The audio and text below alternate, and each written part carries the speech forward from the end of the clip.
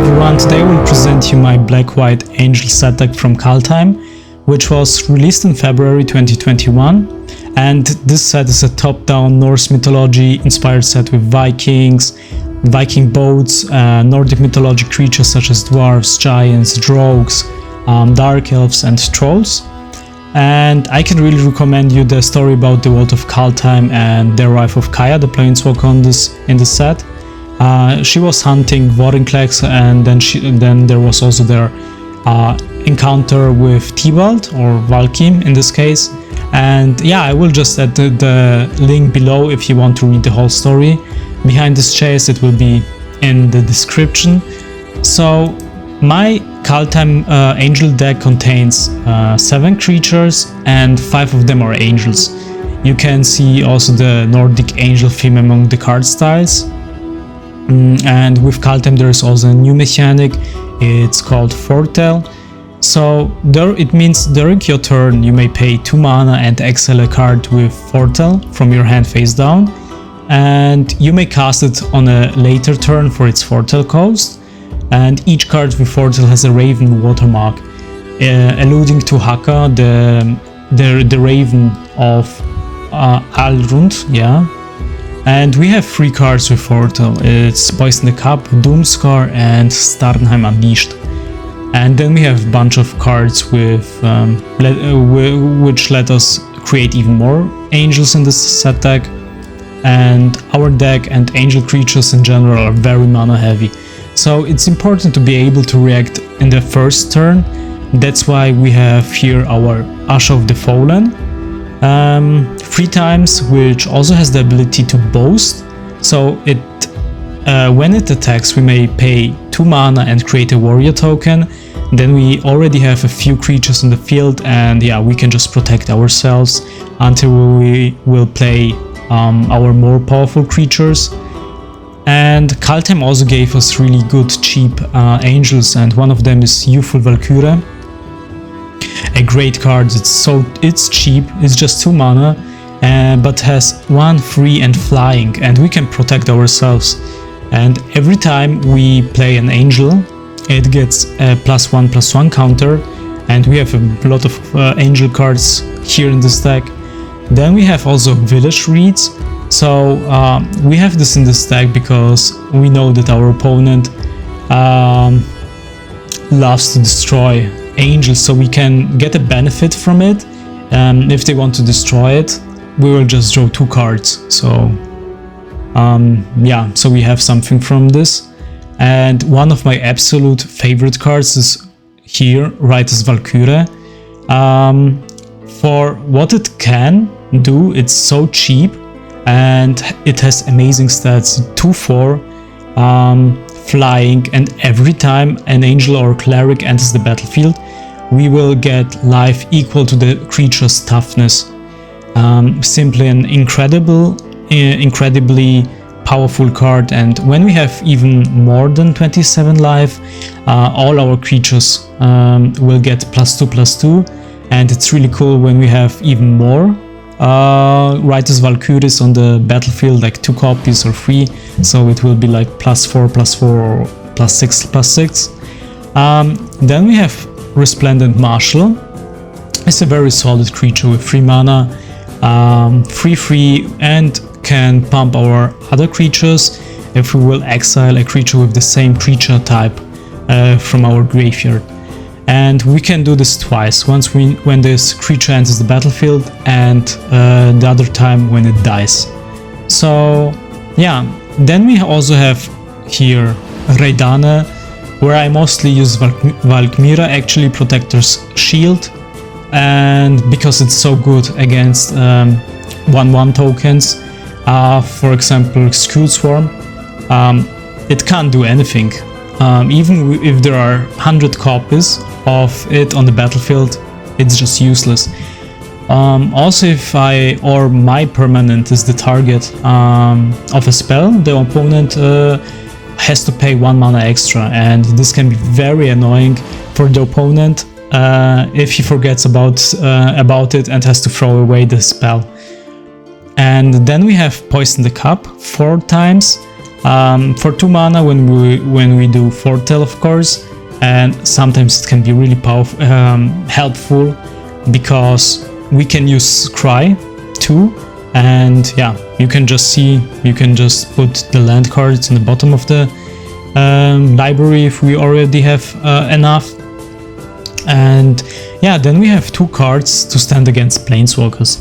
So one is Feed the Serpent, so we can exile the Planeswalker or the creature, and then Eradicator Valkyrie, which has hexproof from Planeswalkers, and also we can use Boast and sacrifice, for example, a token. Then the opponent has also to sacrifice a creature. Then we have Kaldheim Unleashed, and there, of course, yeah, this card is Foretell, and for example, for 3 mana we will get 1 Angel, for 5 mana we will get 2, for 7 we will get 3, and so on.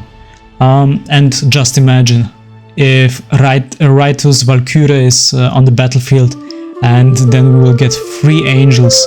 That means 12 life, and most of the time we are over 27, and all the creatures will get +2/+2. So yeah, this is perfectly with Ritus Valkyrie. Then we have also Cosmos Elixir, which always gives us 2 life when we are under 21, but when we are over, we'll draw a card, and also very good to combine it with Ritus Valkyrie, which always gives us life when we are playing, for example, an Angel. So yeah, and drawing cards is always an immense advantage. Then we have Furious Retribution, is pretty good. Yeah, it's really good because we'll get an Angel, and then we can tap our Angel who has also Vigilance, and destroy a creature whose strength is below that of our Angels. And the last one gives our Angels the double strike. Then we have, of course, Doomscar, 2 copies of Doomscar, and this card, as you can see, has also Foretell. Yeah, I mean, it's really effective when our opponent has a overpresence of their creatures on the battlefield, so we will just destroy all of them. And one of my favorite cards is Rampage of the Valkyries here.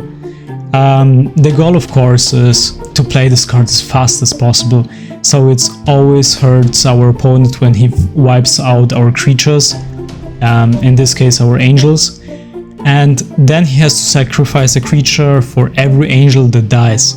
The funniest thing is when we have more copies of this card, like 2 or 3, then it's so deadly. Then it's really deadly for our opponent. And the last card here is yeah, and I just forgot. Also, we'll get an Angel when we'll play Rampage of the Valkyries, so it's an enchantment, and it gives us a 4/4 Angel, also with Vigilance. Then we have Valkyrie Harbinger, who works so perfectly with Ritus Valkyrie, because we immediately will get immediately 5 life, and that means we'll create a 4/4 white Angel creature token, also with Vigilance, and when we will have this Angel, we'll also get life, as long as Ritus Valkyrie is on the battlefield, because for every Angel or Cleric. So it's so powerful in combination with Valkyrie Harbinger. And in the end, we have 11 plains, 7 swamps, then 3 double lands and 3 Great Hall of Kaldheim. Yeah, there we can just sacrifice, for example, our tokens, which we are producing with Ash of the Fallen, and get a 4/4 Angel. And in total, we have 24 lands. And then we have also a sideboard.